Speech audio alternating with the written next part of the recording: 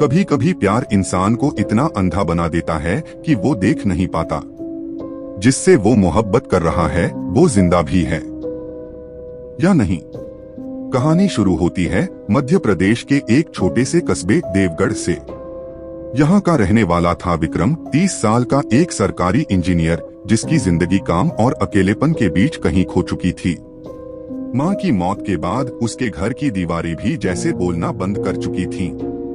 हर शाम वो अपने पुराने बंगले की छत पर बैठकर वही सवाल खुद से पूछता, क्या अकेलापन भी इंसान को मार सकता है? एक दिन बारिश के मौसम में जब वह अपनी जीप से पास के गांव जा रहा था तो पहाड़ी रास्ते पर उसकी गाड़ी कीचड़ में फंस गई। चारों तरफ घना कोहरा और नीम के पेड़ों की झूमती परछाइयां। तभी उस धुंध के बीच उसे किसी के गाने की आवाज आई, धीमी पर मोहक, ना जाने कौन सी राहें ले आई मुझे यहाँ। विक्रम ने टॉर्च की रोशनी उधर घुमाई। सामने एक लड़की खड़ी थी, सफेद साड़ी, भीगे बाल और चेहरा जो आधा छाया में था। वो मुस्कुराई, डरिए मत, मैं रास्ता भटक गई हूँ, क्या आप मुझे देवगढ़ तक छोड़ देंगे? विक्रम ने सिर हिलाया। वो लड़की थी रेवती। उसकी आवाज में एक अजीब सा सुकून था, जैसे किसी पुराने सपने की। उस रात के बाद विक्रम और रेवती की मुलाकातें बढ़ने लगी। वो अक्सर देर रात मंदिर के पीछे वाली पुरानी बावड़ी के पास खड़ी मिलती। वो हमेशा गीली रहती, जैसे अभी अभी बारिश में भीगी हो। वो कभी दिन में नहीं दिखती थी और उसके बालों में हमेशा रातरानी की गंध रहती। धीरे धीरे विक्रम उसके प्यार में डूबता गया। उसने कभी नहीं सोचा कि ये मुलाकातें इतनी आसान नहीं हो सकती। एक दिन रेवती ने कहा, अगर तुम सच में मुझसे प्यार करते हो तो मुझसे शादी कर लो। विक्रम मुस्कुरा पड़ा, तुम्हारा घर वाले क्या कहेंगे? रेवती ने धीमे स्वर में कहा, मेरा घर अब नहीं है, बस वो मंदिर है जहां मैं इंतजार करती हूँ। शादी की रात देवगढ़ के उस पुराने शिव मंदिर में एक अनोखा सन्नाटा पसरा हुआ था। मंदिर के चारों ओर दिए जल रहे थे, पर हवा ठंडी थी, इतनी की सांसें धुएं की तरह दिख रही थीं। रेवती ने लाल जोड़ा पहना था, पर वो जोड़ा पुराना था, मानो कई सालों से संभाल कर रखा गया हो। विक्रम ने देखा, रेवती की परछाई जमीन पर नहीं पड़ रही थी, उसके पैर जमीन से कुछ इंच ऊपर थे। उसने पलकें झपकाई, शायद भ्रम था या फिर प्यार की अंधी आंखें।